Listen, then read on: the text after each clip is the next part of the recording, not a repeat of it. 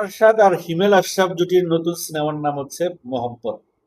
আর মোহাম্মদ সিনেমাটা কি শাকিব খান আছে কি নাই সেই বিষয়ে তারা কিছু বলে নাই। মোহাম্মদ সিনেমা নিয়ে তারা তারা দুইজন আহ হিমেল আশরাফ এবং আদনান আরশাদ আহ, চলচ্চিত্র পরিচালক সমিতিতে এফডিসিতে গিয়েছিলেন। সেখানে চলচ্চিত্র পরিচালক সমিতির সেক্রেটারি টুটুল একটি ভিডিও আপলোড করে তাদের, এবং সেই ভিডিওতে তিনি লেখেন যে মোহাম্মদ সিনেমার জন্য অনেক অনেক শুভকামনা, প্রিয়তমার মতো রেকর্ড করুন। আর কথা হচ্ছে গিয়ে যে এই যুগে মোহাম্মদ নামটা কতটুকু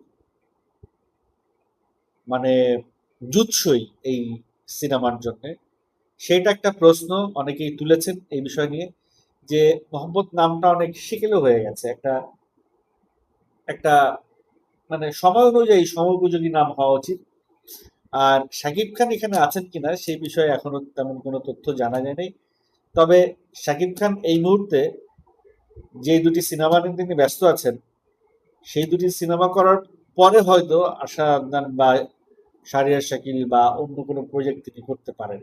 আপাতত মেহেদী হাসান হৃদয় আর রায়হান রাফিকে নিয়ে শাকিব খান সম্ভবত ব্যস্ত থাকবেন, যেটি শাকিব খানের আমি বলবো যে দুইটা খারাপ ছবি দেওয়ার পরে দুইটা ভালো ছবি দেওয়ার একটা মানসিকতা বলা যেতে পারে।